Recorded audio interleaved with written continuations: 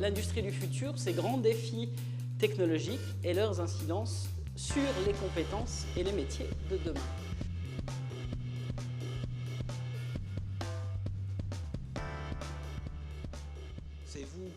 C'est vous qui allez construire le monde demain, le monde industriel demain et le monde de façon générale demain.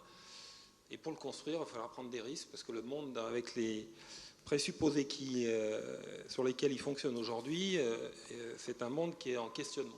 Laurent Carraro, si vous me permettez, bon, c'est enthousiasmant de dire le champ des possibles est large, on ne sait pas de quoi sera fait demain, mais restez enthousiaste. Finalement, vous aussi, en tant qu'acteur de l'enseignement supérieur, vous êtes percuté. On sait de quoi est fait notre passé, on ne sait pas ce que sera notre avenir, y compris de nos institutions. Elles sont complètement chamboulées par tous les aspects qu'on peut connaître dans le monde économique, mais dans le monde de la formation, il y a évidemment un impact extrêmement fort, y compris nos modèles économiques sont interrogés profondément. On est obligé de se reposer des questions en permanence de notre position. Notre position, alors, une institution comme la nôtre n'est pas une institution à but lucratif, évidemment. On est là pour former des jeunes, pour le pays et au-delà pour la société. Comment peut-on essayer, avoir l'ambition, fût-ce minime, de transmettre une certaine valeur autour de ça, autour de cette culture du risque, si nous-mêmes, on n'est pas en danger et on ne se met pas en danger. Je pense intrinsèquement vis-à-vis de notre boulot, vis-à-vis de notre métier, je pense qu'il est important que nous-mêmes, nous remettions en question tous les jours. Et je crois que c'est très salutaire, les entreprises le savent bien, et je crois qu'une institution comme la nôtre doit le faire de la même manière. Mon rôle, c'est d'abord de poser des questions, de poser le débat, mais aujourd'hui, mon rôle sera un petit peu différent parce que je suis accompagné de 2 partenaires et intervieweurs qui sont finalement, vous le verrez, bien meilleurs que moi et que j'ai le plaisir de vous présenter, Diana et Adèle. Merci de nous rejoindre, je vous laisse rejoindre la tribune. Vous avez déjà un regard sur l'industrie du futur. Qu'est-ce que ça vous inspire? Quelles questions vous... L'industrie du futur, je vois ça un peu comme un champ de recherche sans fin, en fait, parce qu'à chaque fois qu'il y a une nouvelle innovation, il y a des améliorations qui viennent avec celle-ci, ouais. Et donc avec ces améliorations viennent encore plus de domaines de recherche. Donc, et parfois d'ailleurs, des améliorations qui trouveront une application dans des industries pour lesquelles on ne les avait pas imaginées. Oui, c'est ça. D'accord. Adèle, alors mon cher Adèle, vous êtes-vous élève ingénieur en alternance? Donc oui, effectivement, je suis apprenti ingénieur spécialisé en génie énergétique. J'ai choisi de m'orienter vers le domaine de l'énergie. Un petit point peut-être, un regard ou un questionnement sur le futur de cette industrie. Est-ce qu'il y a déjà des questions qui vous... Disons qu'il y a plusieurs choses qui m'intéressent, notamment les liens entre les évolutions technologiques et les conséquences en fait sur le mode de vie actuel, par exemple, sur l'environnement, sur les sociétés. Je pense que tout ça va un peu changer. Et donc, les premières questions qui me viennent à l'esprit, par exemple, vu que je travaille à EDF, c'est que sera l'avenir de mon entreprise si demain on arrivait à stocker l'énergie, tout simplement.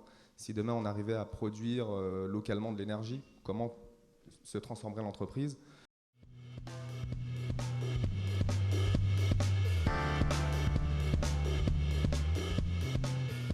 Je ne pense pas que l'industrie du futur soit un sujet de recherche éternel. Je pense qu'on est sur une vague fantastique et qu'on est tous des surfeurs sur cette vague. Et je pense que c'est un moment d'enthousiasme extrêmement important. Je vais essayer de développer tout de suite pourquoi, mais on est à un moment critique. Et je pense que les Français sont bien positionnés pour réussir et pour être des bons surfeurs. Donc se dire c'est une prise de conscience était nécessaire. Cette prise de conscience a eu lieu quand principalement pour moi le rapport Gallois était sorti, et donc ce qui s'est traduit par une inflexion des politiques publiques, par des mesures spécifiques pour pousser les entreprises à investir, le surinvestissement, par baisser les charges avec toute l'action sur le CICE. Donc il y a eu un certain nombre de mesures sur lesquelles il n'y a pas encore un consensus parfait, voire la manif de tout à l'heure, mais sur lequel, pour ce qui est de l'industrie et ce qui est mon projet, je veux dire, on est dans la bonne phase. On est dans une phase dans laquelle on veut repartir et essayer de corriger cela. Et ça se traduit donc par une mobilisation des fédérations industrielles et des établissements d'enseignement pour créer cette alliance industrie du futur, qui est finalement de dire on ne va pas laisser l'État faire tout, on va se mobiliser, nous industriels, nous écoles de formation, nous universités, et j'en passe de tous les partenaires qui sont à l'intérieur de l'Alliance, pour contribuer et essayer d'imaginer le possible et de le mettre en œuvre. Et alors on est dans une situation qui est finalement très, très, très bonne, puisque, et c'est la vague dont je parlais tout à l'heure, qui est finalement l'industrie est actuellement en phase avec l'évolution de la société. Nous sommes dans une société dans laquelle les gens veulent une économie décarbonée, les gens veulent des bâtiments à énergie positive, les gens veulent et sont prêts à faire une économie circulaire, recyclée, etc. Les gens sont à la recherche d'une alimentation différente, bio, etc.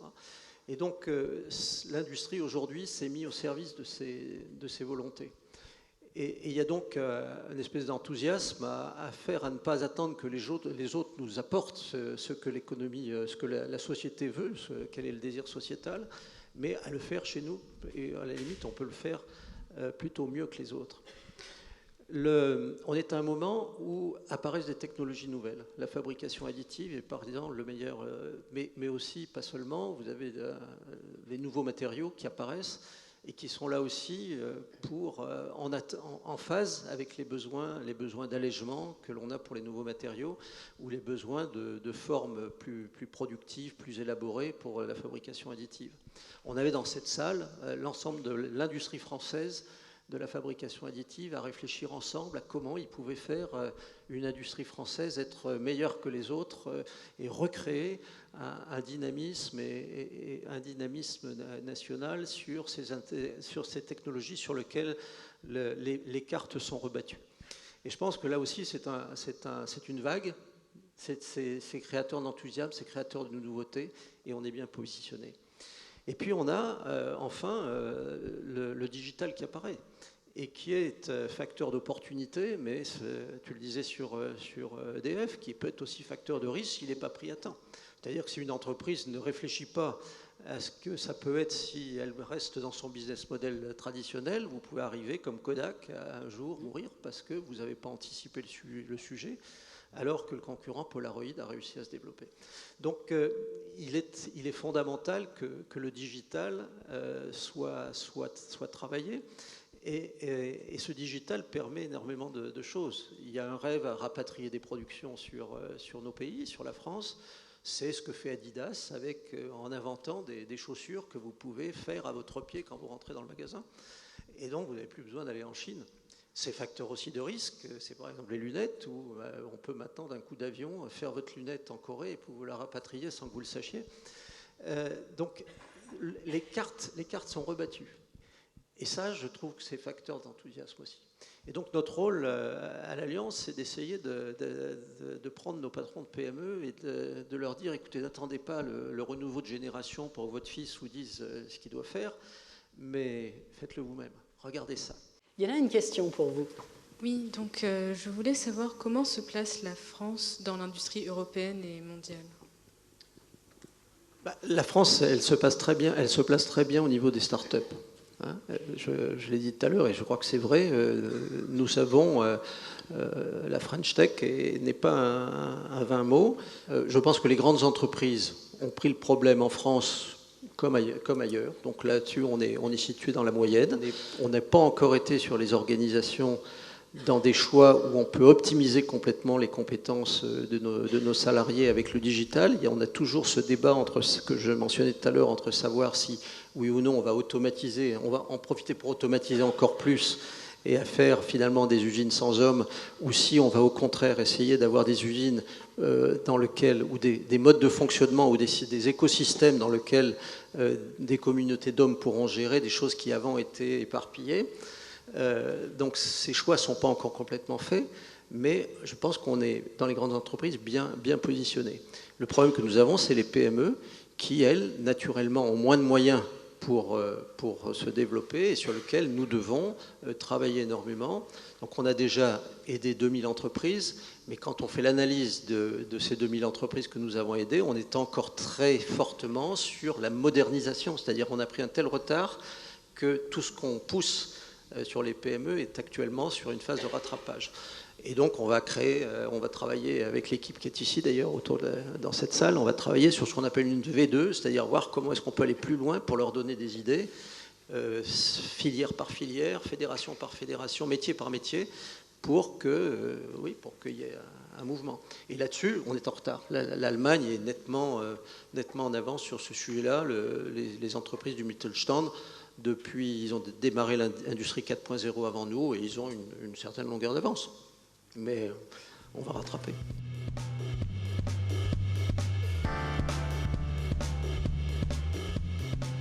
Quels sont selon vous les grands défis technologiques pour l'industrie du futur? Et quelles sont les conséquences concrètes de la révolution numérique, puisque vous êtes dans le numérique?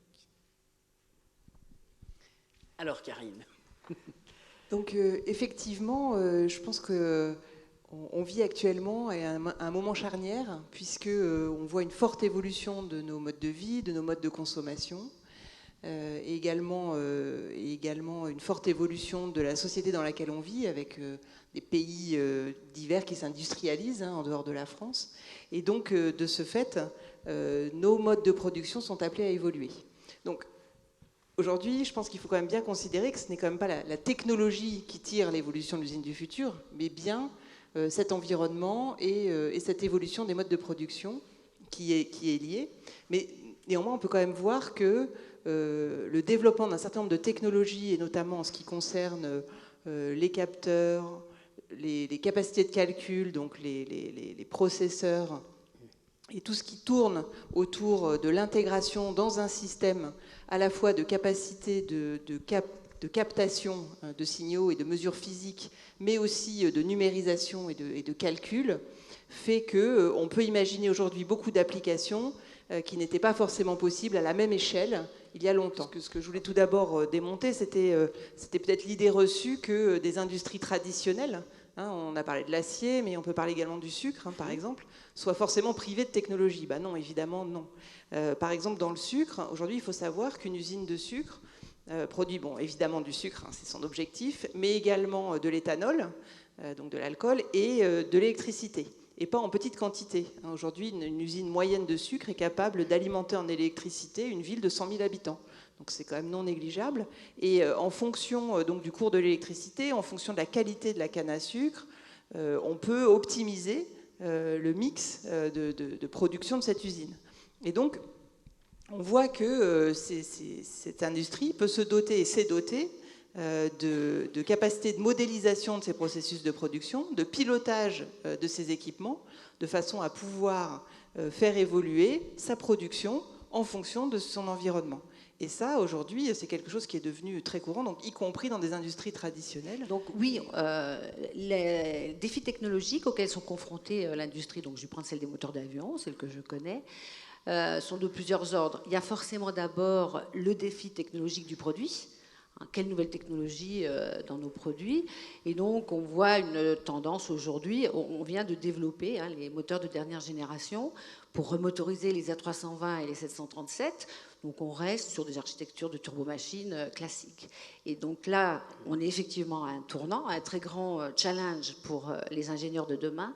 C'est quel sera le couple avion-moteur? À quoi ça va ressembler? Et on ne sait pas aujourd'hui, je ne sais pas répondre à cette question. Alors il y a des tendances qui se dégagent et on va retrouver évidemment toujours des développements autour de l'aérodynamique, des matériaux, on a parlé, aller vers des matériaux soit du composite froid, du composite chaud, aller vers des nouvelles chambres de combustion. Donc on est là, ce que je veux vous dire, il y a une tendance qui est d'aller aussi vers des moteurs avec des plus grands diamètres. Donc c'est pour ça qu'il faut aussi limiter la masse. Et il y a surtout une tendance très forte qui est une plus grande intégration des moteurs aux avions et une plus grande intégration autour de conception de systèmes avec l'avionneur. Donc moi, quand j'ai dit je ne veux pas casser l'ambiance, ce que je voulais vous dire, c'est qu'aujourd'hui, il y a quand même des compétences fondamentales qu'il faut acquérir et qu'il faut avoir. Je veux dire, c'est l'aérodynamique, c'est la mécanique, il y a ces compétences fondamentales, mais il y a autour aussi une capacité à donc développer des compétences en ingénierie système, c'est-à-dire avoir une approche beaucoup plus multidisciplinaire. Donc voilà, je dirais que le défi technologique, ça va être ça, c'est de pouvoir apporter à l'industrie aéronautique ses compétences pour développer. Alors là, je parle vraiment du produit, le couple avion-moteur, mais ça pourrait être aussi tout ce qui est les services, la maintenance. Enfin, l'industrie aéronautique, elle est confrontée donc à 3 autres, pour moi, grands sujets, grands défis technologiques ou grands challenges. C'est le big data, c'est évidemment le numérique, on en a déjà parlé, donc ça va aussi transformer notre entreprise. Et j'oublie le 3e, mais ça va me revenir. La fabrication additive. Merci, la fabrication additive. Et nous essayons vraiment de créer au sein de l'entreprise des cellules, des zones pour faire émerger plus d'innovation, pour laisser s'exprimer plus, je dirais, nos ingénieurs. Et donc, on a un moment charnière, quoi. Oui, le numérique est déjà présent, mais ça grossit, ça va de plus en plus vite. Nous, je prends l'exemple de la maquette numérique. On utilise un peu la maquette numérique. Maintenant, on veut que la maquette numérique, ça va être le cœur de nos développements. Le travail collaboratif, toutes ces choses-là. Donc mon message, c'est aussi d'avoir le big data arrive, le numérique. On a dit la fabrication additive qui va transformer à la fois notre façon de fabriquer, mais le time to market, le temps de mettre nos produits sur le marché et aussi de concevoir. Peut-être penser différemment comment je conçois ma pièce quand elle est moins contrainte par le process de fabrication. Et ces éléments, big data, numérique, fabrication additive, sont des éléments, des choses nouvelles, sont en train de transformer notre industrie.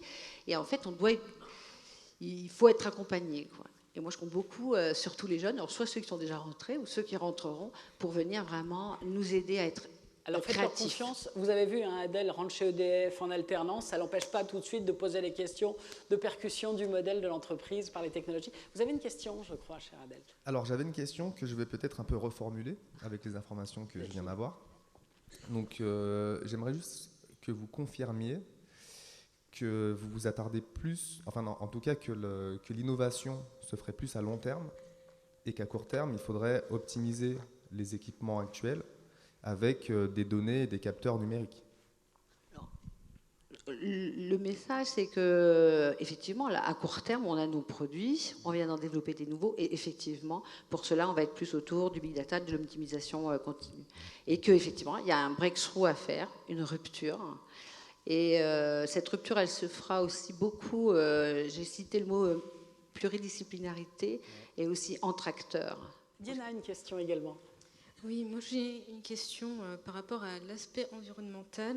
Donc c'est devenu une partie intégrante de tous vos projets industriels. Je voulais savoir quelle est son importance dans les projets que vous développez et comment sensibiliser les clients dans le futur. Karine, Fabienne, qui commence? Karine. Alors effectivement, pour le groupe auquel j'appartiens, l'empreinte environnementale est une question fondamentale, dans la mesure où les industries dans lesquelles nous intervenons sont celles qui sont les plus consommatrices en énergie qui puissent exister. Il faut savoir qu'à elle toute seule, je pense que l'industrie du ciment, probablement associée à l'industrie de la métallurgie, doit représenter 30% des émissions de CO2, de gaz à effet de serre international. C'est un petit sujet. Donc c'est énorme. Donc effectivement, du coup, le groupe, très, très conscient des évolutions qui peuvent être faites dans ce domaine, a souhaité introduire ce qu'on a appelé un label d'éco-conception.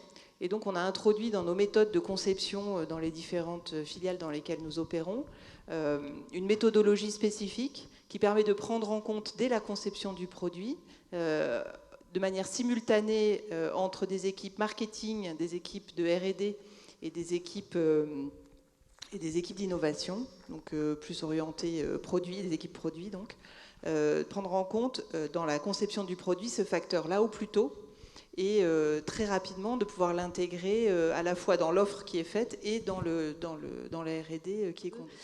Nous développons aussi des technologies de traitement acoustique autour de nos moteurs pour réduire le bruit. Et l'industrie aéronautique, depuis tout le temps, est dans cette tendance. Un peu, comme je disais, de façon naturelle par l'aspect amélioration des performances, mais aussi, donc, je vous disais, les émissions sonores et les émissions polluantes. Alors moi, j'aimerais dire que l'industrie aéronautique, elle fait moins de 5% des émissions de CO2. Par contre, ce qu'il faut bien voir, c'est qu'on est dans une industrie qui est en forte croissance. Donc, en quelque part, cette croissance qui est de l'ordre de 5% par an, on contient nos émissions en travaillant sur nos technologies. Pour terminer la séquence, quel conseil vous donneriez alors à nos deux ingénieurs, Adèle et Diana, mais aussi à tous les étudiants, jeunes ingénieurs débutants, élèves ingénieurs ici présents, pour débuter un parcours dans le contexte que nous décrivons et dans vos industries?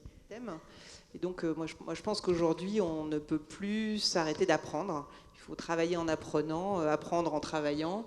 Je pense que les solutions de type alternance sont excellentes pour démarrer et qu'il ne faut pas penser que parce qu'on a un diplôme, on va arrêter d'apprendre et qu'on va passer à la mise en application. Je pense qu'aujourd'hui, les métiers évoluent tellement vite, les solutions évoluent tellement vite qu'il faut absolument rester à tout instant curieux et continuer à approfondir ses connaissances. Donc forcément, une carrière va rencontrer différents métiers, différents environnements.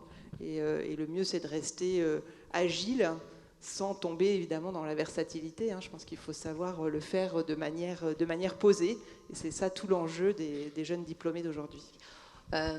Donc le premier conseil que je donnerais, que personnel, mais c'est de vous demander d'abord ce que vous aimez, évidemment de vous demander où est-ce que vous êtes le meilleur. Et aujourd'hui, nos entreprises, elles peuvent quand même offrir des parcours, donc soyez acteurs de votre carrière. Alors c'est peut-être là aussi un conseil un peu d'ancienne, mais il est important de commencer et d'avoir une base dans une entreprise. Alors je prends l'exemple de l'aéronautique, peut-être que les autres entreprises sont différentes, mais il faut acquérir quand même une connaissance, une compétence, se faire connaître et ensuite construire son parcours. Et je pense qu'il faut oser. C'est un peu le mot d'ordre aujourd'hui, de pas être trop timide, de ne pas avoir peur, et je m'adresserai en particulier aux femmes, parce qu'aujourd'hui, nous sommes 25% de femmes chez Safran, et à la direction technique de Snecma, c'est 15%. Donc, moi, j'ai envie de dire aux femmes, osez, n'ayez pas peur, et aux hommes aussi, bien sûr, de venir nous rejoindre. Il y a eu une certaine période dans les grandes entreprises où, effectivement, il était bon de bouger beaucoup. C'est pour ça que je dis, apprenez un métier, il y a une base et faites vos choix. Et l'expertise aujourd'hui dans nos entreprises, elle remonte. C'est-à-dire qu'il y a eu une période où le manager était vraiment celui qui était mis en avant. C'est celui qui progressait. Et aujourd'hui, on voit la valeur, quand vous êtes dans une entreprise technologique, la valeur de l'expertise. Et l'expertise, c'est quelque chose aussi qui est vraiment passionnant. L'expertise, c'est pas l'expert tout seul dans son bureau. C'est l'expert qui se déplace, qui travaille avec des laboratoires, avec des universités, qui fait des conférences, qui est aussi multidisciplinaire. C'est-à-dire qu'il a son expertise, mais il connaît tout le reste autour. C'est ça qui nous permettra d'être innovants et créatifs. Donc n'ayez pas peur.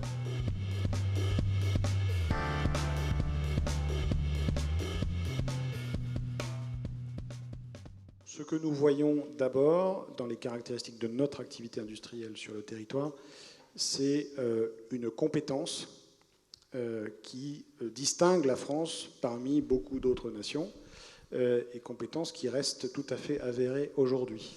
L'opportunité qui se présente aujourd'hui pour nous, avec l'évolution que Karine Goss a très bien décrit tout à l'heure au travers d'Industrie du futur, c'est de réattirer de la compétitivité sur notre territoire en donnant à cette compétence qui est très forte et très avérée plus de levier et plus de capacité de s'exprimer face à des clients de l'industrie qui demandent de plus en plus de différenciation. Et donc c'est ce que j'observe tous les jours. On discute d'abord en tant qu'industriel avec nos 45 usines en France. Nous fabriquons une centaine de milliers de produits différents avec à peu près 1 million de références. Et évidemment, la différenciation de ce million de références sur nos propres chaînes industrielles est absolument clé dans la compétitivité de notre propre base industrielle. Mais c'est ce que nous observons également chez nos clients qui nous demandent de les aider, avec la plupart du temps des partenaires intégrateurs comme FIV par exemple, de les aider à réaliser l'outil industriel qui va leur permettre de se différencier face à d'autres territoires qui ont peut-être plus de compétitivité coût, mais n'ont pas la capacité d'intégrer la totalité des compétences avec le levier que permet le numérique. Bon, moi j'ai du mal à parler d'industrie française.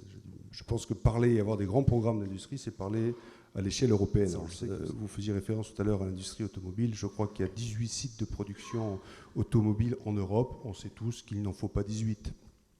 Il en faut beaucoup moins. La vraie question finalement, c'est comment à l'échelle européenne, on a un vrai programme industriel qui veut dire quelque chose. Je reviens sur la logique Europe et je reviens sur la logique territoire. Je pense que de plus en plus, la notion de territoire basque, et si je vais de l'autre côté des frontières, ou ce qui se passe entre l'Italie et cette notion de territoire et de production sur le territoire prendra de plus en plus d'importance. Donc, reprendre votre question sur notre capacité aujourd'hui à agir, c'est aussi, je pense, à prendre un certain leadership dans une Europe et jouer un rôle qui va sur à la fois nos facteurs. Alors, il y a un point qu'on ne nous enlèvera pas au niveau européen, c'est que la France est au milieu de l'Europe. Je suis désolé, d'un point de vue logistique, c'est un attrait, c'est une force qu'on ne nous enlèvera pas et qui, pour nos industries, a une valeur absolument incroyable. On le disait tout à l'heure, on essaie de moins en moins de faire bouger les produits, mais on est au cœur d'un dispositif. On voit de plus en plus de centres logistiques se mettre en place en France. Mais jouons de ces atouts-là pour justement se mettre au milieu d'une Europe industrielle. Au niveau de l'industrie française, que pensez-vous du nouveau maillage du territoire avec ces 13 régions, du point de vue du développement industriel? Je pense qu'il existe déjà des bassins. Enfin, je veux dire, tout à l'heure, on était plutôt intéressé par l'industrie aéronautique. Il est clair qu'en France, il y a des bassins sur l'industrie aéronautique, comme il y a des bassins sur l'industrie automobile, comme il y a des bassins sur l'industrie chimique. Alors moi, j'ai une vision de l'évolution du territoire qui fait que j'espère finalement pour notre propre territoire que la centralisation Paris, pour beaucoup de choses, va finalement évoluer. J'aime bien ce qu'a fait Airbus entre Toulouse et l'Allemagne. J'aime bien ce que font un certain nombre de grands industriels ou sociétés de services. Donc moi, quand je regarde le territoire France projeté dans 5 ans, 10 ans, 15 ans, j'espère, je ne sais pas si les 13 régions, c'est les bonnes, hein, c'est pas ce débat-là qui est intéressant, mais j'espère que cette notion de territoire aura de plus en plus de valeur, d'importance, de représentation. D'abord, tout simplement pour décongestionner Paris, qui nécessite quand même, et puis pour créer de la vie, de l'innovation, du travail sur un certain nombre de territoires. Donc moi, je crois beaucoup à un effet et à une maille territoriale. Il est clair que la maille qu'on avait précédemment était trop grosse pour qu'on ait une force de frappe. Je voyage comme beaucoup d'entre nous, beaucoup à l'étranger, et j'ai rencontré 2 de ces nouvelles régions un peu par hasard à l'autre bout du monde, et j'ai vu à quel point ces régions faisaient leur promotion de l'attractivité industrielle, de l'attractivité touristique, de l'attractivité des services de leur propre région. Je me dis qu'à cette maille-là, on doit pouvoir avoir un effet, je ne sais pas, peut-être x13 par rapport à une simple maille qui serait l'Île-de-France. Enfin, je veux dire. En tout cas, pour nous, industriels, le fait de nous implanter quelque part n'est pas qu'une décision d'entreprise. C'est une décision d'entreprise, bien sûr, mais cette décision d'entreprise, elle tient compte à chaque fois d'un écosystème, c'est-à-dire de la capacité de l'environnement de l'entreprise à porter le développement d'une communauté. Et l'environnement de l'entreprise, c'est la recherche, les écoles, les startups qui sont autour, qui sont capables de nous apporter un complément technologique, les partenariats qu'on va pouvoir nouer avec des entreprises qui sont déjà présentes et qui peuvent être complémentaires de nos propres disciplines. Voilà. Et c'est cet ensemble-là qui, je crois, quel que soit le secteur industriel, gouverne finalement une décision d'implantation ou d'investissement ou de croissance supplémentaire dans une région donnée.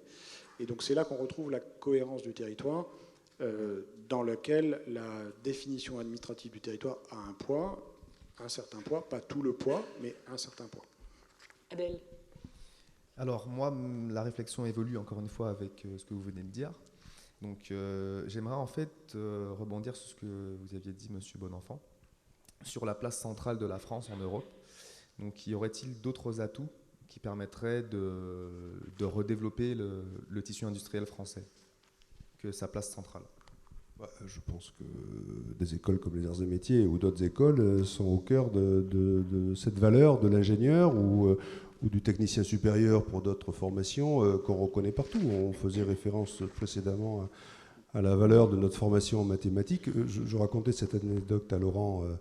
Moi, je rentre des États-Unis où on est en train d'ouvrir une filiale. J'étais sur la côte ouest, je rencontrais un certain nombre d'acteurs.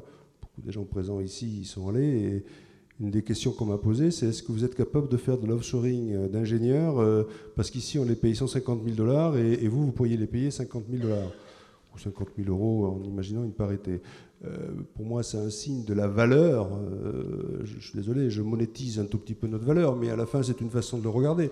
C'est un paramètre comme un autre, c'est un signe de la valeur de ce qu'on représente ailleurs. Je partage le point qui avait été évoqué tout à l'heure en disant surtout, il ne faut pas retenir tous nos ingénieurs ici. C'est bien d'aller ailleurs, c'est bien de revenir, parce que quand on a eu la chance de faire une école comme celle-là ou une autre, finalement, il faut redonner à notre pays un petit peu ce qu'il nous a donné. Mais au-delà de ça, je pense que pour répondre, oui, on a des facteurs d'attractivité qui sont notre bagage, qui sont notre système éducatif, qui sont la culture de notre pays. Cette plage logistique, bien évidemment, est essentielle. La valeur de nos grands groupes. Je suis chagriné à chaque fois que j'apprends qu'un certain nombre de nos grands groupes passent sur pavillon étranger. Mais heureusement, on en a encore quelques-uns qui ont une vraie valeur et qui ont une résonance à l'étranger. Donc oui, on a des atouts, je les évoquais, culturels. On ne les valorise pas assez. Moi, j'avais une discussion sur la fiscalité, il n'y a pas très longtemps, française. Et pour faire venir, parce que vous le disiez tout à l'heure aussi en préambule, il faut à la fois avoir des industries d'origine française qui produisent ici, mais il faut aussi faire venir des industriels étrangers qui viennent produire. On a un statut d'impatrié qui existe pour les dirigeants étrangers qui viennent travailler en France, qui ont une fiscalité on ne le dit pas assez. Donc c'est une façon aussi de faire venir des travailleurs, ingénieurs et d'implantation. Donc on a un certain nombre d'atouts. Sur notre fiscalité, on n'a pas que des atouts, mais on a quelques atouts aussi qui peuvent justement servir ce cœur qu'on est au cœur de l'Europe. Puis vous savez, notre culture et notre histoire, quand on voyage un peu, on nous l'envie finalement beaucoup. Donc on est des gros râleurs, mais on a un gros potentiel aussi, quoi.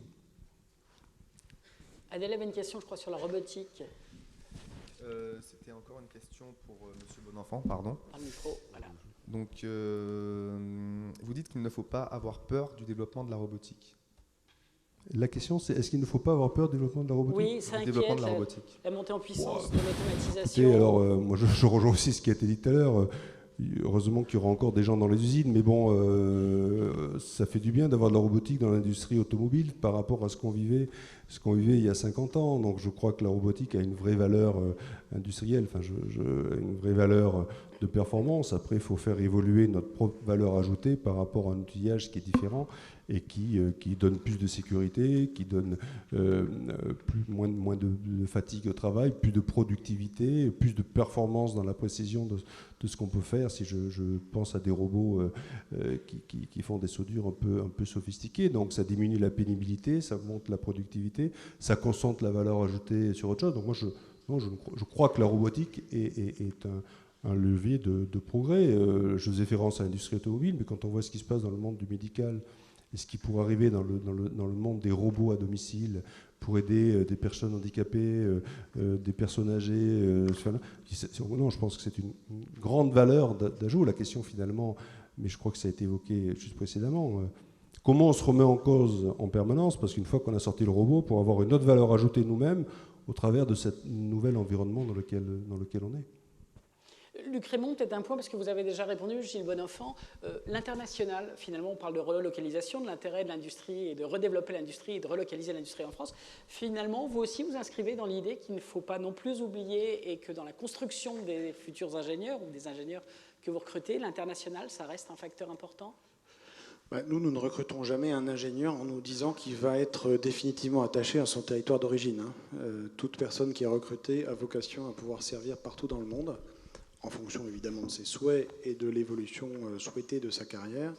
Mais clairement, tout cadre qui rentre dans l'entreprise a vocation à avoir une carrière internationale qui dépendra de plein de facteurs, et à commencer par le fait de oser, comme ça a été dit tout à l'heure. Je pense que ça fait partie de l'obligation de n'importe quelle entreprise, et au passage pas seulement des grands groupes. Et je suis frappé de voir que parmi nos clients, partenaires, PME, même pas ETI, PME, la plupart des dirigeants de PME ont une volonté farouche de réussir à l'international, sont souvent d'ailleurs extrêmement performants à l'international et réfléchissent très tôt à la façon dont leurs jeunes recrues doivent être exposés au monde. Nous sommes un pays, certes, qui est une grande nation avec une grande histoire, mais nous sommes un pays de 60 millions d'habitants au milieu de 7 milliards d'habitants, et donc les marchés sont partout ailleurs. Nous avons l'immense chance d'avoir des compétences qui permettent de servir tous ces marchés, et ça ne marchera que si nous envoyons nos talents conquérir ces marchés. Franchement, c'est toute l'histoire de Schneider Electric des 20 dernières années, avec des carrières de Français qui ont été faites à l'international entièrement pour certains, parce qu'ils le souhaitaient, et puis d'autres qui souhaitaient au contraire développer leur expertise et leurs compétences, qui ont fait une beaucoup plus large part de leur carrière en France. Donc je pense que ça n'est pas une obligation, mais c'est quelque chose qui, à mon avis, fait très naturellement partie du cursus de tout futur ingénieur.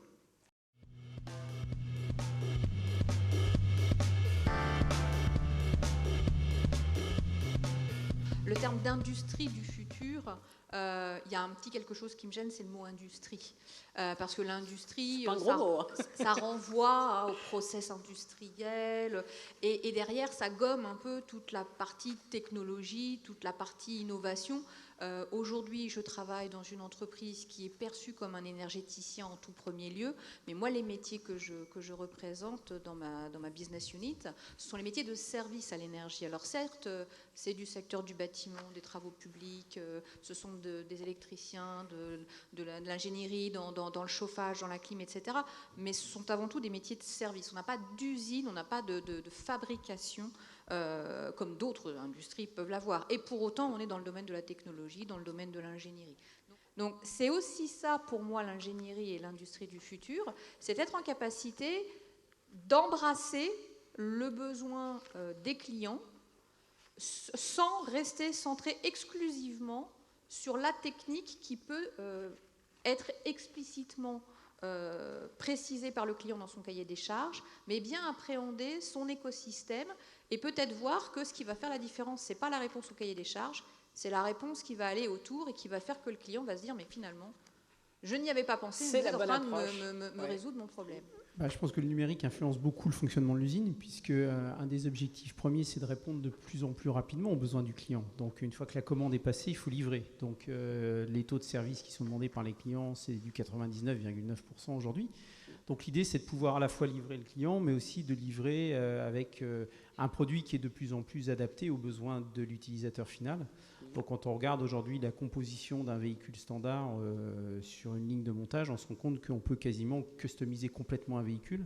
Et donc pour être capable d'ajuster les capacités de production, il faut que derrière la chaîne de production puisse alimenter les composants en temps réel. Donc ça veut dire qu'il y aura beaucoup de métiers qui seront influencés par le numérique. Et puis je pense que, pour rebondir sur ce que disait Sabine, en termes d'innovation, on voit aussi de nouvelles fonctions qui sont liées à l'innovation dans nos métiers, à la fois des gens qui développent des innovations, mais aussi ceux qui sont en charge de la veille technologique, qui sont en charge d'explorer des nouvelles solutions techniques très créatives, parce que ce qui importe beaucoup pour les clients aussi, c'est d'avoir finalement une rupture à proposer, un facteur différenciant. Et on peut regarder aujourd'hui les publicités qui sont faites par tous les constructeurs automobiles. En fait, ce qu'ils mettent en avant, c'est l'équipement à l'intérieur du véhicule et la différence d'équipement qui permet pour l'utilisateur final de se projeter sur un modèle et de l'acheter. Et c'est là qu'on a retrouvé de la valeur et de la marge. Oui, on peut parler de créativité, peut-être, là où l'innovation est souvent perçue en premier lieu sur la technologie, de penser créativité. Et la créativité, là, pour le coup, tout le monde peut le faire. Et dans l'entreprise, ce qu'on recherche, nous, en tant qu'employeurs, c'est effectivement une capacité à être créatif, que l'on soit dans la technique, que l'on soit dans le support, que l'on soit dans n'importe quel métier. C'est ça qui compte. C'est de continuer à créer de la valeur. Et il y a, je pense à Patrick, et quelque chose qui a été envisagé tout à l'heure avec Safran, c'est le fait de concevoir des systèmes liés avec des compétences un peu particulières derrière. Le travail devient un travail d'ensemblier. Donc, quand on est dans la conception d'une solution technique, il y a forcément la logique de pouvoir répondre à un besoin à un moment donné, mais il y a aussi la possibilité de faire évoluer ce besoin en temps réel en fonction de ce qu'on va voir lors des cycles de production, ce qu'on va voir lors des cycles d'utilisation des solutions techniques, et tout ce qu'on va pouvoir faire dans le processus d'identification de ce qui ne fonctionne pas dans le système, ce qui peut être amélioré. Donc toute cette logique d'amélioration qui va pouvoir apporter justement de la créativité à nouveau pour faire évoluer les solutions techniques. Donc ça, c'est quand même un sujet extrêmement intéressant parce que la logique d'amélioration continue, qui est un peu le socle de notre fonctionnement, là, ça va être de l'amélioration vraiment en temps réel sur des sujets qui peuvent être des sujets liés à la production, mais aussi à l'exploitation d'une solution technique. Est-ce que l'interface homme-machine, alors on la vit tous avec nos téléphones portables, mais demain, quand on va rentrer dans une usine qui va être beaucoup plus numérisée ou digitalisée, avant de prendre son poste sur une ligne de production, l'opérateur va aller regarder sur une tablette est-ce qu'il a bien les compétences qui correspondent aux compétences requises pour prendre le poste, est-ce qu'il a été formé à la sécurité, est-ce qu'il a les habilitations requises, ce qui va aussi générer beaucoup d'interfaces homme-machine dans le travail de production au quotidien. Et on peut imaginer que ce type de situation va se reproduire à plein d'endroits à l'intérieur d'une organisation. Et donc, c'est vrai que la relation entre l'homme et la machine, la cohabitation avec des robots ou des automatismes dans le cadre d'un site de production, c'est quelque chose qui va se généraliser. Alors aujourd'hui, les robots sont encagés. Demain, les robots circulent dans les usines. Aujourd'hui, on a des petits robots qui sont des AGV qui circulent pour pouvoir approvisionner les lignes de production avec des marquages au sol qui leur permettent de se diriger. Et ils croisent des opérateurs sur les lignes et les gens s'habituent effectivement à travailler avec des machines autour d'eux. Oui, j'ai une question par rapport aux opérateurs, justement, j'en ai plusieurs. Donc, quelle est la place pour les opérateurs dans l'industrie du futur? Est-ce que les fonctions support ne vont pas augmenter, justement, au détriment des opérateurs? Si on automatise tout, si le robot prend le pouvoir dans l'usine. Donc, dans la continuité, l'évolution n'aboutirait-elle pas justement à développer les aspects plutôt RH et organisationnels, services logistiques? Et troisième question, quelle place, selon vous, pour la démarche qualité?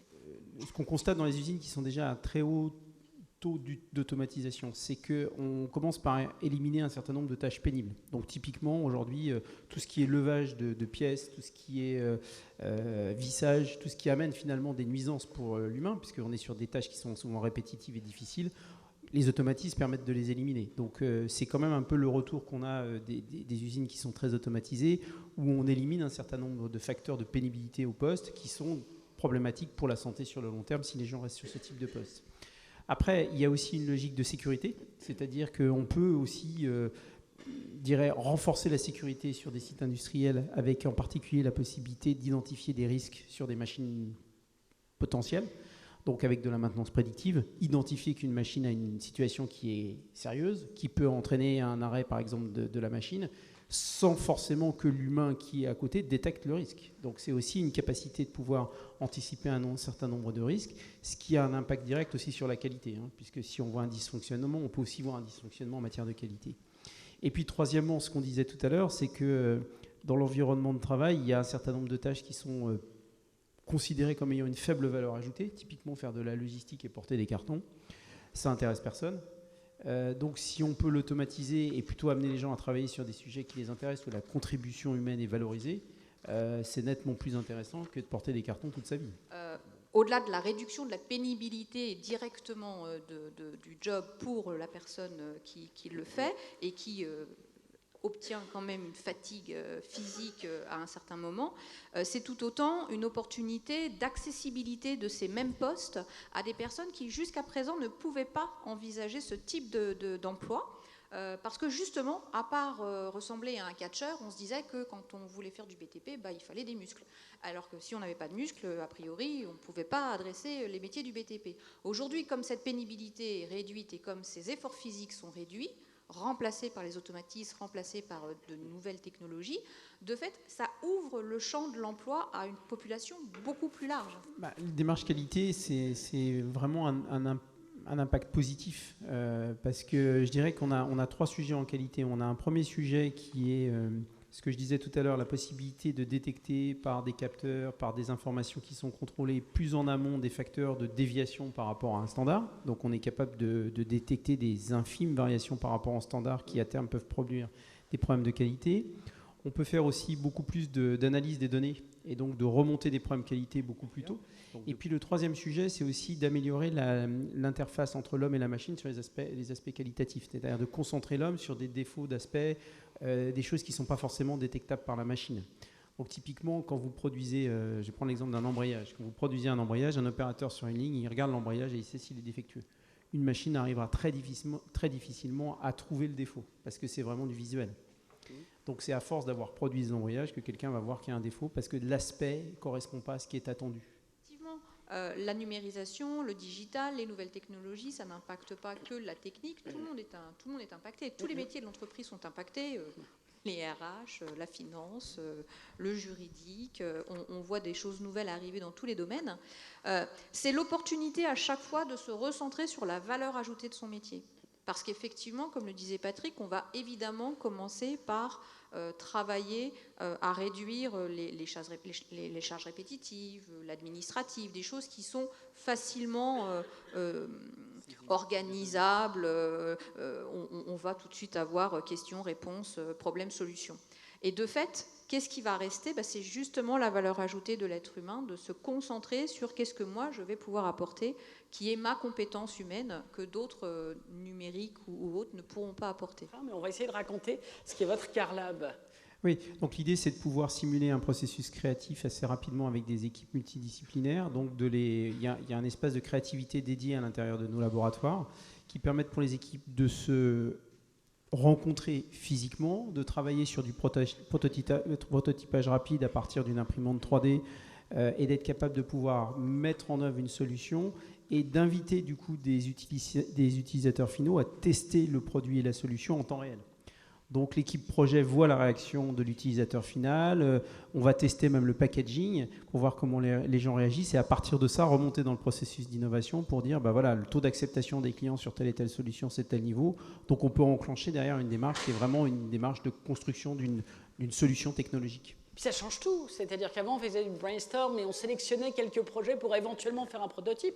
Là, on peut le faire de façon très dynamique. On peut même associer des gens qui travaillent à distance, puisqu'on peut utiliser des technologies pour travailler ensemble. On peut voir le produit et physiquement se rendre compte de sa représentation, parce que quand on fait du prototypage, très rapidement, on peut se rendre compte si le produit est bien conçu, mal conçu. On peut l'essayer sur un véhicule, puisqu'en fait, on a un cockpit de véhicule dans le labo, donc qui permet même d'essayer le produit et de mettre des gens en situation. Donc on peut projeter une image pour les mettre en situation, on peut faire de la réalité virtuelle pour les amener à se projeter et à voir s'ils adhèrent ou pas au produit. Est-ce que vous auriez chacun peut-être quelques conseils à donner à la communauté de jeunes ingénieurs et d'élèves ici présents, à Diana aussi, pour démarrer leur vie professionnelle, pour embrasser vos métiers, vos filières? Le monde changeant, et le monde changeant très vite. Alors moi je viens de faire mes 20 ans de promo, et à l'époque quand j'ai passé mon diplôme, il n'y avait pas internet à l'école, donc autant vous dire que depuis le monde a aussi beaucoup changé. Oui, mais de fait le monde a aussi beaucoup changé ces 20 dernières années, donc il ne fait pas que commencer à changer aujourd'hui. Donc le monde change, de toute façon c'est une condition. C'est ainsi, le corps humain change, le monde change. Donc il faut le savoir très vite et se dire que ce qui vous semble acquis aujourd'hui et ce qui n'était pas acquis pour moi, dans 10 ans, dans 20 ans, il y aura d'autres choses qui n'auront pas été des acquis pour vous et qui le seront pour la génération à venir. Donc préparez-y-vous et soyez curieux. Je dirais deux choses. La première, c'est que c'est quand même une période assez fantastique parce qu'on vit des révolutions technologiques assez phénoménales et je pense que c'est pour des jeunes qui rentrent sur le marché du travail, c'est une époque assez extraordinaire. Donc, et puis je dirais le deuxième sujet qui me paraît important, c'est qu'on a la chance d'avoir en France une culture de l'ingénierie, une culture industrielle, une culture de service qui est très très forte. Et si on arrive à bien exploiter la créativité des ingénieurs français, et en particulier des jeunes qui vont nous rejoindre, je pense qu'on a un véritable avantage compétitif. La différence entre les entreprises allemandes et les entreprises françaises, c'est que je pense que les entreprises françaises sont très créatives au sens innovant du terme. Les entreprises allemandes sont très créatives dans leur capacité à déployer des technologies innovantes. Donc la différence, c'est qu'on est probablement capable d'explorer des solutions techniques très clivantes. C'est un peu le savoir-faire de Valeo. On s'est positionné, un tiers de notre chiffre d'affaires, c'est sur des technologies qui sont produites par personne d'autre dans le monde, donc on est tout seul. D'un autre côté, c'est aussi parce qu'on a les ingénieurs qui sont dans nos équipes, on a les spécialistes techniques qui sont capables d'accompagner cette démarche, et parce qu'on a cet écosystème autour de nous, avec les écoles, avec l'enseignement, qui permet d'aller justement dans cette direction. Donc c'est une belle période.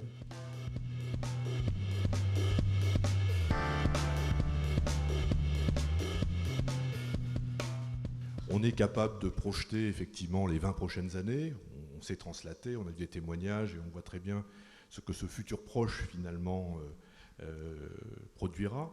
Et on a évidemment beaucoup plus de difficultés à imaginer ce qui se passera après. Et pourtant, on a cette responsabilité de former ces jeunes. Ce questionnement du futur, il est d'ailleurs partagé par de nombreux chercheurs. Et j'ai feuilleté la littérature sur le sujet. Je me suis rendu compte que l'étude de référence qui est produite par deux chercheurs d'Oxford, Frey et Osborne, nous promet à peu près 50 à 60% de changements de vie pour les salariés en Europe, à peu près. Quand on regarde une autre étude allemande, on se rend compte de l'Institut IAB, on a plutôt le numérique qui est l'élément évidemment perturbateur dans ce futur, va créer 430 000 emplois et on va en détruire 460 000 dans les 20 ans qui viennent. La destruction créatrice.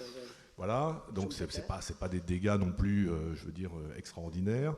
Quand on regarde un peu plus loin, une autre étude, enfin plus proche, plus récente de Sabine Pfeiffer, son approche nous montre que finalement, ces emplois qui étaient appelés à disparaître dans les études précédentes, en réalité, il faut les lire selon un index un peu différent, qui est celui de la complexité, qui est celui de l'expérience, et que finalement, toutes ces études-là ne nous apportent pas grand-chose pour nous aider à nous projeter dans le futur. Par contre, il y a un certain nombre de choses que l'on sait. On sait que ce futur va transformer profondément les rapports humains, et dans les formations, évidemment, dont nous avons la charge, on doit apporter bien sûr des compétences scientifiques, des compétences techniques, mais il va falloir probablement renforcer d'autres compétences, et je pense en particulier aux enseignements qu'on appelle les humanités, la culture, l'ouverture, et puis aussi peut-être développer peut-être un esprit de résistance, une capacité de résilience bien sûr, mais un esprit de résistance, parce que dans ces propositions qui nous sont faites sur le futur et dans ces rapports qui vont s'installer entre l'homme et la machine, on ne sait pas encore très bien comment l'équilibre va se jouer. Il peut se jouer en faveur de l'homme, il peut aussi se jouer en faveur des robots. Et je regardais finalement, dans un premier temps, l'homme apprend au robot, puis le robot apprend tout seul, et puis on se dit, mais finalement l'homme va garder un certain nombre de capacités, d'originalité qui font qu'il ne sera pas pris en charge, finalement, enfin, il gardera sa place dans ce rapport homme-machine. Puis on se rend compte que dans les labos du MIT, on est en train de développer des robots capables effectivement de détecter les regards, de comprendre les sentiments, etc. Donc on est devant cette nécessité de former finalement des ingénieurs qui devront assumer une responsabilité scientifique avec un niveau de conscience et d'engagement qui devra aussi les amener finalement à défendre des positions, les enjeux environnementaux, les enjeux sociétaux. Et puis dans cette assemblée, tous ces jeunes qui sont ici seront du bon côté, mais effectivement, cette société-là qui finalement s'ouvre à nous, elle va aussi laisser au bord de la route une partie importante finalement de jeunes qui ne sont pas dans cet amphithéâtre.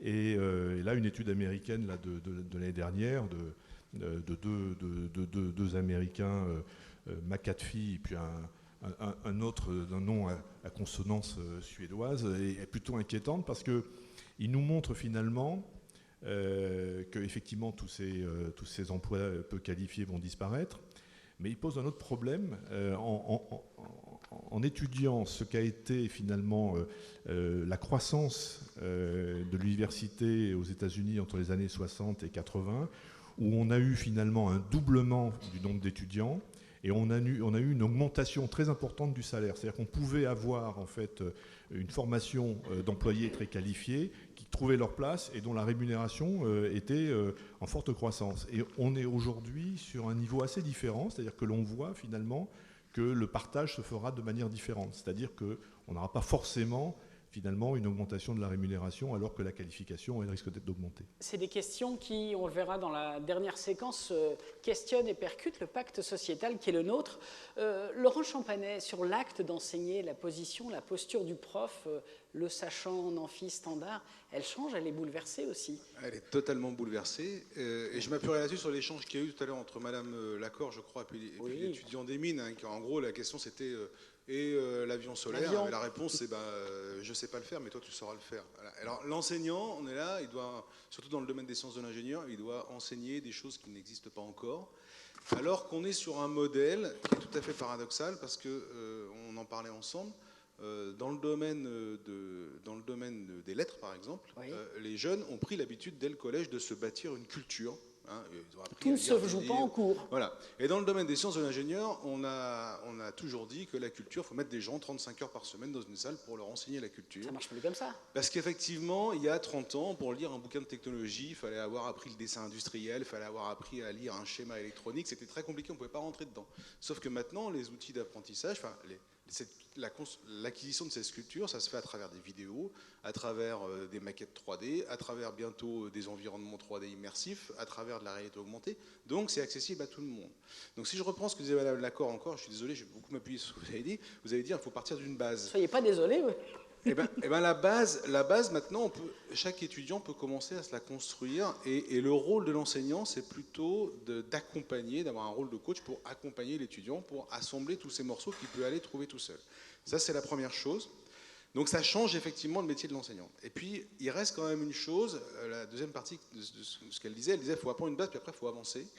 Et le avancer, là, on passe dans dans ce qu'on appelle les soft skills, c'est-à-dire qu'est-ce qu'on est capable de faire par soi-même. C'est vrai que en termes de formation, appuyer sur un bouton pour démarrer la simulation d'une opération d'usinage grande vitesse, c'est pas aussi engageant que d'appuyer sur le bouton pour démarrer la vraie opération d'usinage grande vitesse.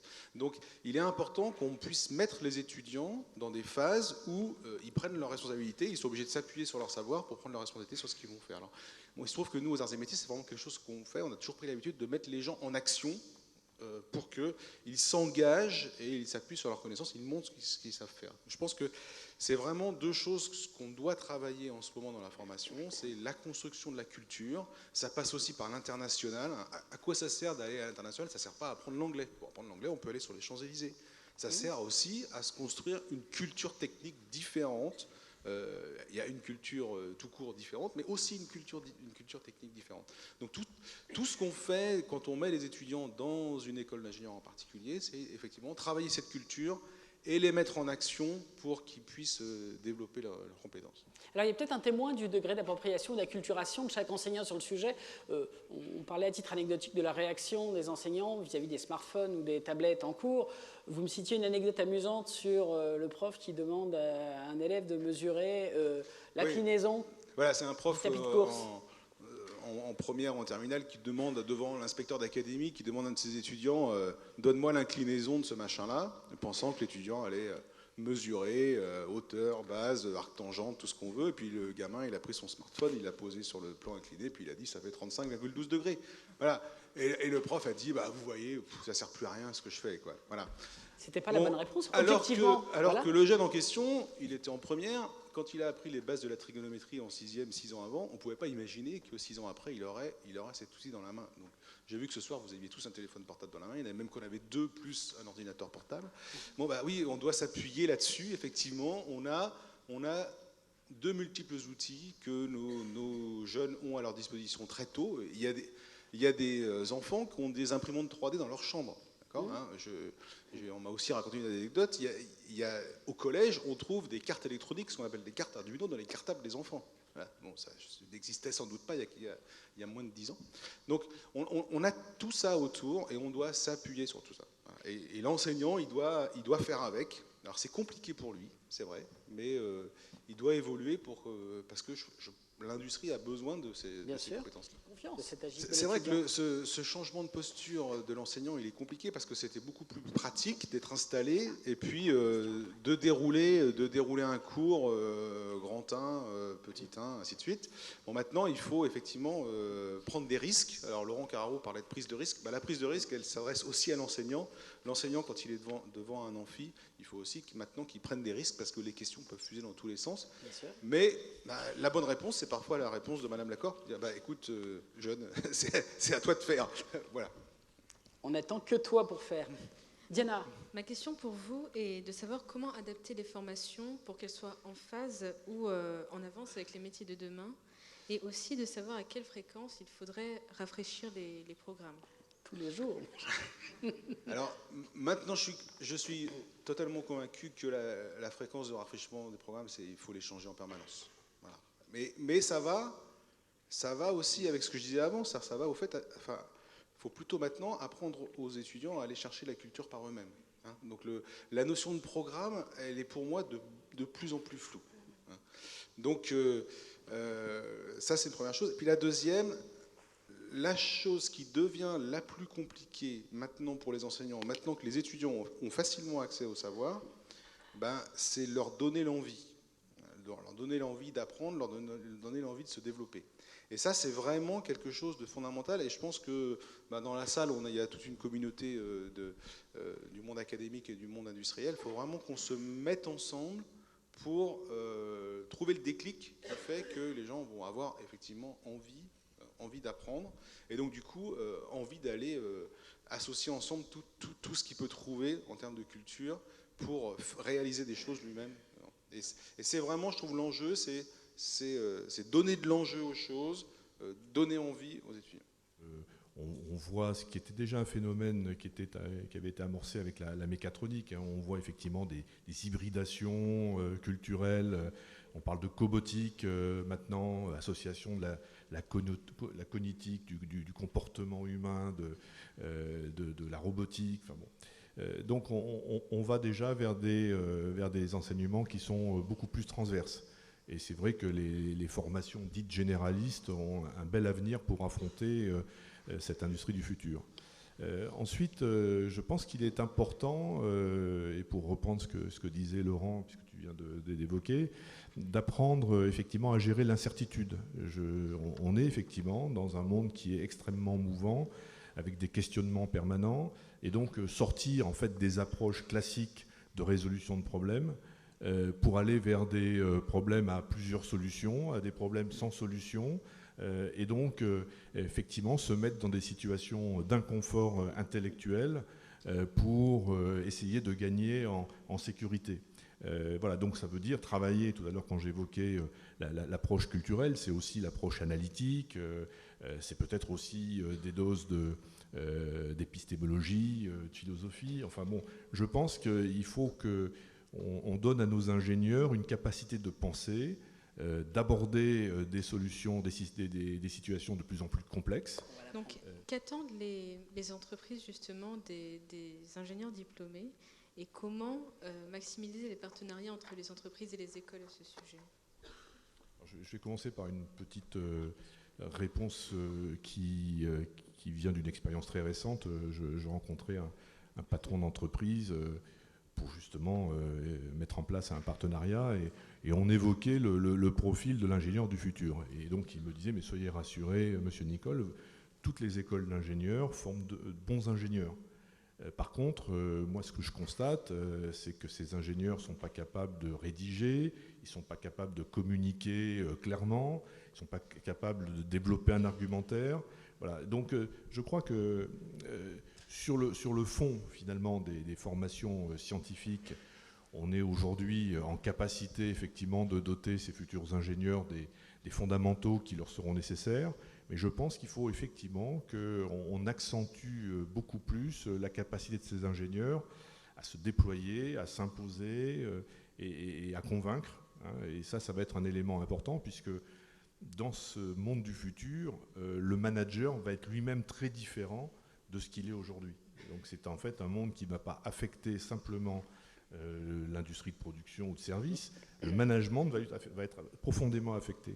Et je pense que justement, ce manager il va être capable lui-même de comprendre les relations humaines, il est capable de comprendre des situations compliquées dans un monde qui va être extrêmement mouvant et qui va être probablement générateur de stress. Donc, au-delà de jeunes diplômés, les industriels ils attendent des hommes et des femmes. D'ailleurs, souvent, maintenant, ils disent on cherche des talents.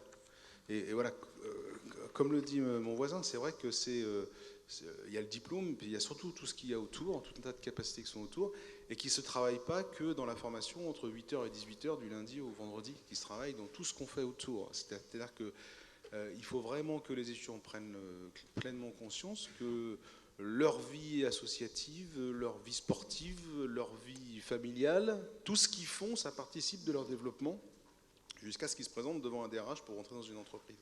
Alors ça participe des fois en mal, on parle de l'identité numérique, il y a des fois il y a des choses qui laissent des traces, mais ça participe souvent en bien. Et il faut vraiment que là encore, les étudiants apprennent à assembler tout ça pour qu'au moment où ils se présentent, ils puissent vraiment montrer exactement qui ils sont. Devenir l'individu derrière le titre. Devenir d'abord un individu qui va s'impliquer pour un collectif d'autres individus, parce qu'une entreprise, une industrie, c'est avant tout un collectif d'individus.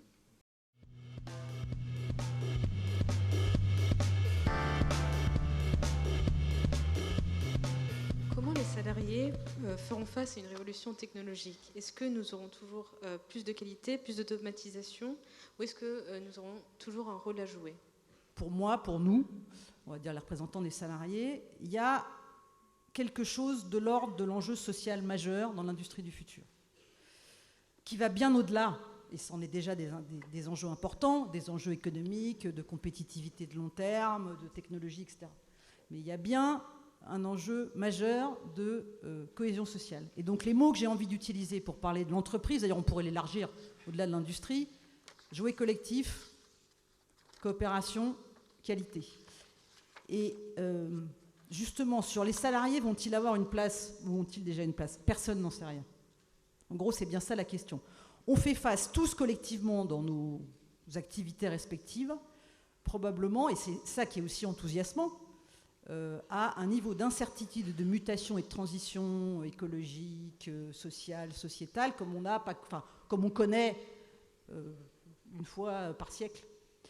Mais il faut accepter l'idée, on ne peut pas faire comme si tout ça allait se passer naturellement. Donc c'est enthousiasmant, mais on ne peut pas mettre sous la table que pour les salariés, et en particulier sur l'industrie, y compris, et pas simplement les opérateurs, mais je pense tous les niveaux, c'est extrêmement anxiogène.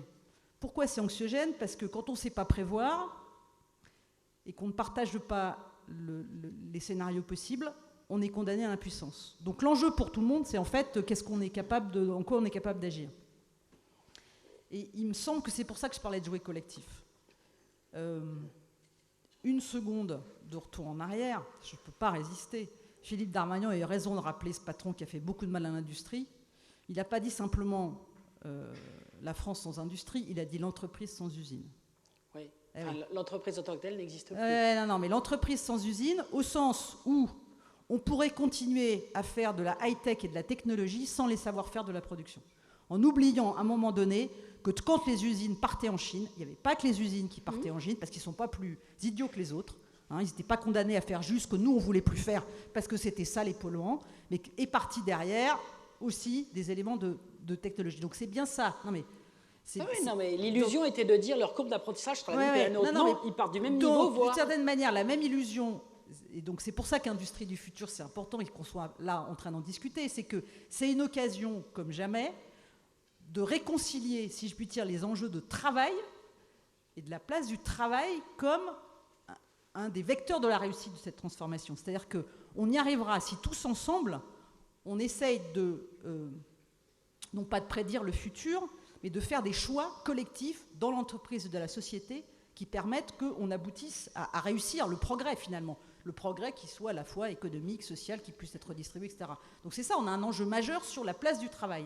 Mais je ne suis pas sûre qu'on puisse y répondre en se demandant uniquement en termes de création, destruction d'emplois. Je pense qu'il y a quelque chose de plus profond, c'est-à-dire de se dire que sans la capacité du travail humain, de sa créativité, de sa capacité à coopérer, de son intelligence collective, ça me paraît indissociable d'une réussite. Alors, on peut toujours... Alors, réussite, si on souhaite, mais je pense qu'il est le cas autour de ce qui nous rassemble ici, c'est-à-dire que vous allez demain être aussi ceux qui vont accompagner les salariés d'aujourd'hui dans cette grande transformation.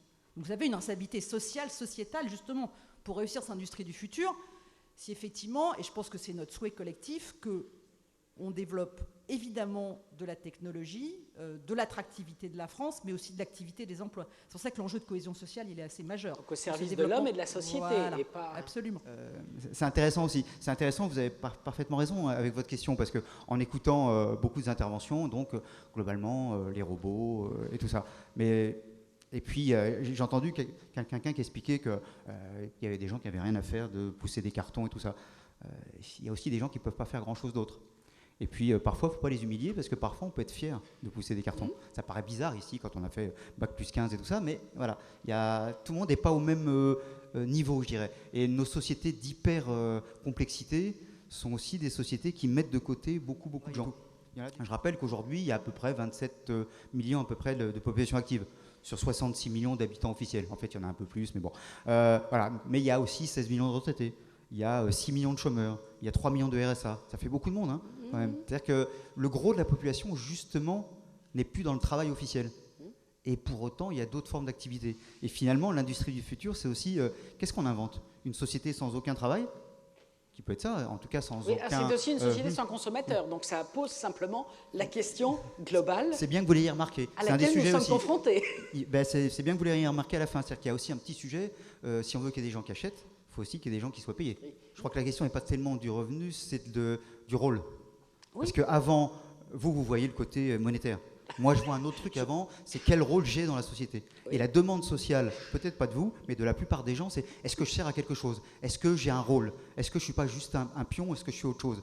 Est-ce que je suis un robot ou pas, en quelque sorte? Je peux être un robot humain ou un humain tout court, qu'on veut parfois robotiser. Et donc, une des questions centrales pour moi, c'est est-ce qu'on s'autorise aussi à écouter toutes ces personnes qui sont dans la souffrance, qui sont parfois à se dire mais à quoi je sers, qui s'interrogent parfois sur toute leur vie. Je travaille beaucoup sur les retraités, et un jour un retraité m'explique, moi finalement, depuis que je suis bénévole, il m'est arrivé quelque chose d'extraordinaire, c'est qu'à la fin de la journée, on me dit merci.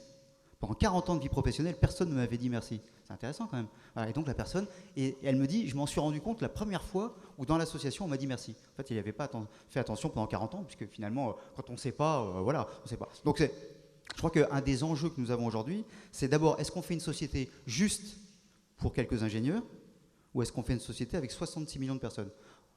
Sachant que les 66 millions contre les ingénieurs, ils finissent par gagner. Hein, parce qu'ils se rebellent, ils ne sont pas contents et tout ça. Ça s'appelle la barbarie aussi parfois. Donc comment on fait? Où est-ce qu'on va se protéger?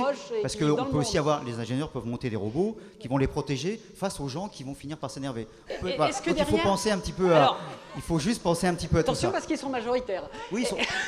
Non. Ici. Non, juste là, mais cher monsieur, ils ne sont pas du tout majoritaires. C'est votre problème aussi. C'est penser à la société dans son ensemble. Il n'y a pas juste des étudiants qui ont fait des études d'ingénieurs.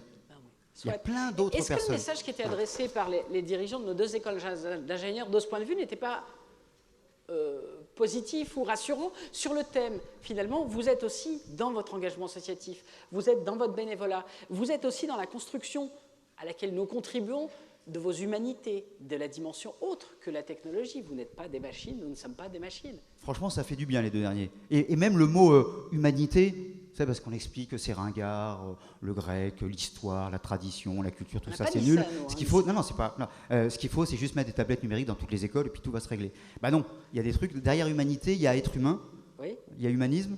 Et encore une fois, la question, c'est technologie barbare ou comment, en utilisant les technologies, il ne s'agit pas d'être contre les technologies, mais savoir aussi comment elles sont finalement aussi au service des personnes. On l'a dit tout à l'heure, quelqu'un disait avec grande intelligence, par exemple pour les gens qui sont en situation de handicap et tout ça, ça peut aider. Donc les technologies sont aussi, mais elles sont, si on les met au service, est-ce qu'on pense par les technologies ou est-ce qu'on utilise les technologies pour penser? C'est juste ça l'enjeu. Qu'est-ce qui gagne à la fin? Et quelqu'un l'a dit à un moment donné, on n'est pas sûr si c'est l'être humain ou le robot qui gagne. Machine. On ne sait pas. Je fais des machines juste pour faire des machines ou je fais des machines pour améliorer la situation de telle ou telle personne. Ce n'est pas tout à fait pareil. Donc finalement, on revient toujours à la même question, qui est vraiment la question qui est posée par plein de gens, d'ailleurs souvent, c'est juste le sens. Pourquoi je suis là en fait? Pourquoi je suis vivant? Pourquoi je suis sur cette terre? À quoi je sers? Il y a plein de gens qui disent, mais en fait, je ne sais pas très bien à quoi je sers. Je suis un pion dans une boîte, puis on m'a changé de position. Alors, pas quand on est tout en haut, mais la plupart des gens ne sont pas tout en haut. Mais ça nous renvoie aussi à ce que disait Fabienne Lacor, à la question sur l'avion électrique et sur la propulsion électrique. Bah, finalement, la réponse qu'elle faisait en disant, mais finalement, c'est vous demain qui ferez, les questions que vous soulevez, la réponse est la même. Je ne veux pas du tout monopoliser la parole, mais je ne suis pas d'accord avec elle. Ce n'est pas que vous. C'est pas, vous savez, là en ce moment j'ai entendu, vous avez peut-être entendu, il y a des votes, le Brexit et tout, et j'ai entendu des âneries du genre, oui c'est à cause des vieux que finalement les Anglais sont partis, si on l'avait écouté que les jeunes, si avec les jeunes qui avaient voté, ce serait pas comme ça. 2 tiers des jeunes n'ont pas voté, donc ils avaient qu'à déjà les voter, hein, pour commencer. Voilà. Et puis les vieux, voilà, c'est vraiment des vieux cons, ils veulent sortir de l'Europe. Ben non, c'est peut-être qu'eux, ils ont compris que c'était pas leur Europe. Hein, donc et l'avenir, il n'est pas seulement les jeunes. Il y a tout le monde, quelqu'un de 60 ans, il a 35 ans devant lui. Donc il contribue à l'avenir aussi. comme quelqu'un de 20 ans ou de 25 ans. On est à égalité face à l'avenir. Moi, je suis contre le fait de dire ah bah, c'est aux jeunes de faire. Non, non, c'est à tout le monde. En discutant ensemble, parce qu'en plus, parfois, il se trouve que les emplois pour les jeunes vont être aussi créés parce qu'il y a des vieux, ou parce qu'il y a des gens qui sont abîmés, des gens qui sont malades, et ainsi de suite. Donc je crois que vous aviez parlé d'alliance, c'est ça, à un moment donné, il y avait ce terme-là. Ouais, c'est joli. C'est-à-dire qu'il y a aussi ça, c'est finalement, surtout n'opposons pas les générations, n'opposons pas les savoirs, mais essayons de voir comment, finalement, on peut trouver des complémentarités. La plupart des managers sont quand même en première ligne, y compris entre les contradictions du haut et celles de leurs équipes qui disent « Ouf, on ne comprend plus rien ». Donc je pense qu'il y a un défi colossal, qui est par ailleurs passionnant humainement, et je reviens à ces sujets de coopération et de partage. C'est-à-dire quand on ne sait pas, on ne fait pas semblant de savoir. Par contre, on peut chacun, en réunissant les savoir-faire, les talents et tout ça, à créer une intelligence collective qui permet à condition qu'on ne soit pas juste dans effectivement, le truc rationnel, reporting, avec des jolies cases, des croix, avec des colonnes à remplir, mais qu'effectivement, on soit dans un partage qui permet de co-construire. Alors là aussi, ce terme-là, il est très utilisé, mais je l'aime bien parce qu'il y a le co, encore une fois. Hein. Je pense que dans cette affaire d'industrie du futur, qui se transforme d'ailleurs, parce qu'effectivement, on dit industrie, alors, je suis d'accord, tout à l'heure, la réflexion a été faite, c'est-à-dire qu'en même temps, c'est une catégorie mentale et statistique. On se fait agriculture, industrie, service. En réalité, tout ça est très hybride maintenant, y compris l'agriculture. Donc on a, j'ai envie de dire, un enjeu d'économie productive qui, par ailleurs, s'entremêle, et c'est ça où c'est passionnant, avec de nouveaux usages. C'est-à-dire que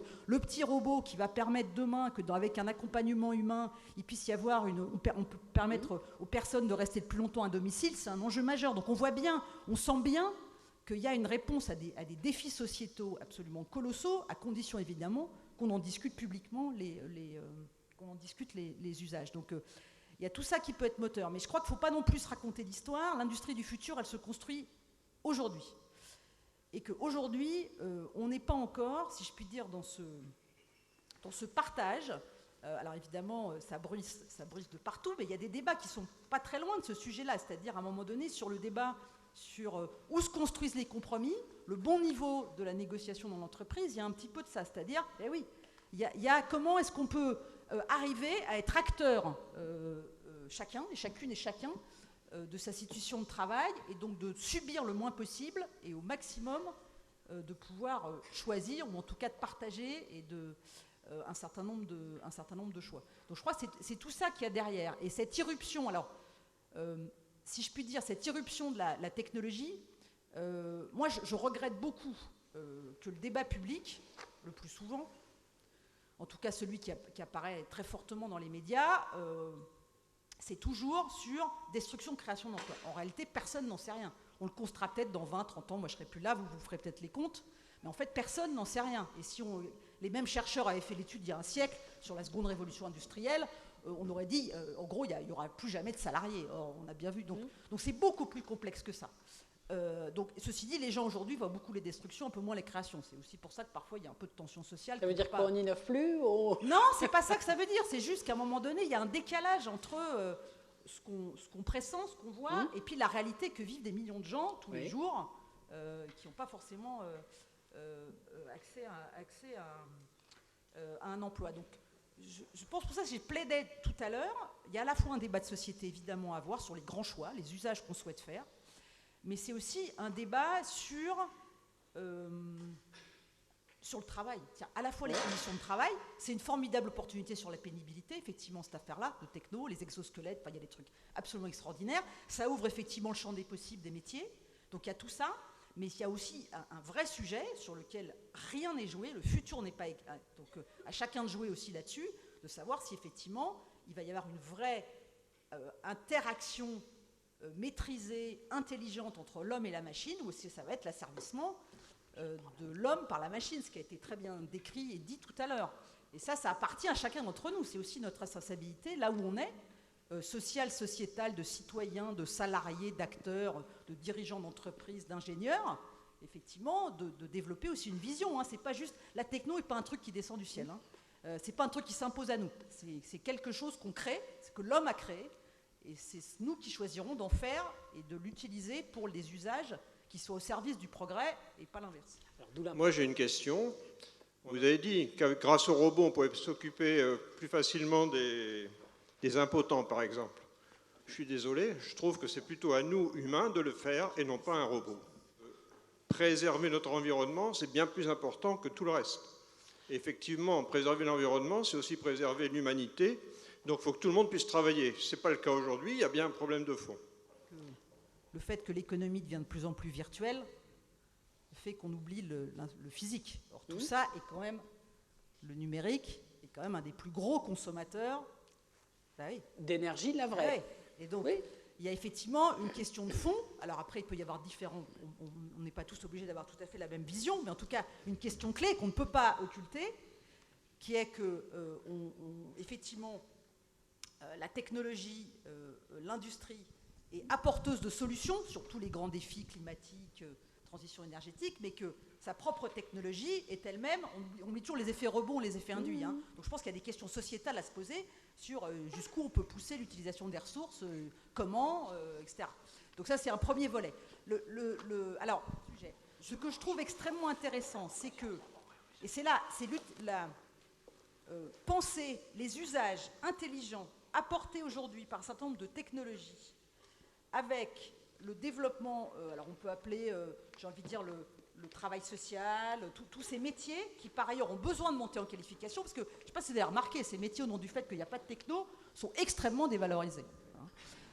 Donc, si tous ces métiers, on va dire, de service à la personne, pour faire court, où qu'ils soient, je pense que dans les défis, et je trouve les sujets extrêmement intéressants, on peut avoir une réflexion qui peuvent permettre de développer des solutions pour plein de personnes en utilisant intelligemment la technologie, mais évidemment dans le cadre d'un accompagnement humain. Nous avons besoin d'avoir ce débat-là. Or, ce débat de société, il a peu lieu, ou en tout cas, il n'est pas suffisamment partagé, justement, sur la vision que nous avons de la société de demain. C'est là où, effectivement, ce que vous disiez aussi tout à l'heure, est absolument majeur. Mais voilà, j'aimerais être sûr, je suis compris dans le débat sur la compétitivité des entreprises, ça serait peut-être pas mal aussi qu'on parle un peu moins de coût du travail, qu'on parle un peu plus du travail comme un enjeu majeur de créativité, d'innovation dans la différenciation de compétitivité de long terme. Hein. Donc il y a aussi tout ça à se reposer. Je vais juste réagir, j'étais content, il n'y avait pas que moi qui étais ringard dans la salle, donc ça fait toujours plaisir. Et alors, vous verrez, dès qu'on sort du monde des ingénieurs, il y a plein de gens qui sont ringards. Donc là aussi, il faut y penser. Et voilà. Et certains syndicalistes sont parfaitement ringards. J'en ai croisé tout à l'heure. Enfin bon. Mais comment dire, je crois que, vous savez, on parle souvent de transition énergétique. Et la transition énergétique, c'est intéressant comme terme, parce que l'idée, c'est à la fois, et les technologies peuvent évidemment très largement y contribuer, c'est comment on invente des énergies alternatives, hein, c'est un petit peu autour de ça, comment on invente des choses, on parle d'énergie douce et ainsi de suite. Donc il y a ça, mais il y a aussi l'évolution des comportements. À un certain moment, il y a des choses qu'on peut peut-être éviter de faire, qui permettent finalement d'économiser aussi, par exemple, de l'énergie. Donc on a dit, c'est super, là on a parlé d'avion, on a dit c'est génial et tout, mais à certains moments, je sais pas, il m'arrive, je voyage beaucoup et parfois les gens disent, vous venez en avion, en train et tout ça. Voilà. C'est-à-dire que c'est aussi parfois on peut se dire, tiens, est-ce que là j'ai besoin de tel objet? Est-ce que là pour gagner, on met 15 milliards sur la table pour gagner un quart d'heure? Est-ce que ça vaut toujours le coup, ainsi de suite? On dit, ah là, il est technophobe, il est nul, il est dépassé, il est ringard et tout. Oui, c'est vrai. Mais en même temps, est-ce que parfois, il faut aussi faire le coût-avantage, justement, ou les représentations qu'on a. Je me suis retrouvé dans une discussion un jour avec, on va appeler cela un journaliste, et qui m'expliquait que maintenant, il y a des systèmes nouveaux, et qu'on allait pouvoir faire. Ça va l'intéresser, lui, d'ailleurs. On va pouvoir mettre justement des systèmes automatiques qui vont pouvoir interroger les gens et tout ça. Et puis il disait, puis en plus, ça sera beaucoup plus écologique. Ah, il ne sait pas ce que ça veut dire, hein, l'écologie, mais parce que justement, il n'y aura plus de papier. Le papier, ça s'utilise 7 fois. C'est le recyclage du papier. Il n'y a rien de plus écologique que du papier. Et d'ailleurs, s'il n'y avait pas le papier, il n'y aurait plus aucune forêt. Parce que pourquoi on a continué à gérer les forêts? C'était pour avoir du papier, parce qu'il y avait des besoins. Donc là aussi, il faut parfois être un tout petit peu disant, oui, ça me paraît écolo, mais parce que simplement, il n'y a pas de traces. Mais ce n'est pas parce qu'il y a de traces qu'il n'y a pas d'énergie, ainsi de suite. Et ici, tous les ingénieurs le savent évidemment 1 milliard de fois mieux que moi. Donc parfois, en effet, ces objets qui ont l'air virtuels et tout ça, peuvent être hyper coûteux en temps, en fatigue, et évidemment en énergie. Donc c'est vrai qu'aussi, il faut parfois aussi un petit peu penser autrement par rapport à cela. La tâche ne va pas être aisée pour conclure ce débat qui a été très riche. mais deux situations où l'exercice de conclure est un peu compliqué. C'est celui où rien n'a été dit ou bien celui où tout a été dit. Et là, je pense qu'on est dans ce deuxième cas. Néanmoins, à travers les questions posées par les deux étudiants qui ont semblé bien ancrés dans leur réalité et en même temps se posant des questions sur le monde dans lequel ils vont évoluer et pratiquer leur métier d'ingénieur. Il y a une chose, moi, qui m'a rempli d'espoir, même à mon âge, on a de l'espoir, c'est celle où, quand je constate que tous les intervenants ont cette forte volonté que la France ne peut pas être autre chose qu'une nation industrielle. Et ça, je pense que c'est partagé par tous. À côté de ça, cette France industrielle se doit d'être alignée avec les préoccupations écologiques de plus en plus fortes, et beaucoup d'entre vous l'ont répété. Donc cet alignement avec les préoccupations écologiques, elle se doit d'intégrer les innovations technologiques tout en maintenant l'homme, et cela a été dit à plusieurs reprises, au centre de l'outil industriel. Et ces innovations technologiques se doivent également d'être au service de la société de manière générale, globale. On parle beaucoup de robotique, mais la robotique, comme cela a été rappelé, elle est aussi de l'accompagnement pour, dans certaines situations de faiblesse, a été évoqué la vieillesse, a été évoqué également la maladie. Sur la formation des salariés, on a beaucoup parlé de l'entreprise, de l'industrie. Je suis du CESI, donc on a un peu cette tradition de la formation continue, formation professionnelle. Et là, l'accompagnement du salarié, pour moi, il doit et devra être au sens des préoccupations. Et c'est comme ça qu'on ne laissera personne sur le bord de la route. C'est en accompagnant ces salariés, c'est en leur donnant les compétences qui leur permettront de se maintenir. Je me rappelle toujours d'une étude où c'était dans un journal comme les Américains savent le faire, je crois que c'était USA Today, donc un journal très grand public, et le titre c'était « Si vous ne vous formez pas, les robots piqueront votre travail ». Et je pense qu'on doit avoir présent à l'esprit cette préoccupation pour donner à tout un chacun les compétences qui lui permettront de rester en poste et de continuer, parce que là, ça a été dit aussi sur la dernière table ronde, c'est vrai qu'au-delà de la rémunération, il y a c'est aussi cette nécessité de donner sens à sa vie à travers le travail et cette utilité qu'on recherche tous. C'est positif, ça laisse augurer de belles choses pour l'industrie et on mènera ensemble cette bataille pour l'industrie du futur, pour les préoccupations qui nous animent tous.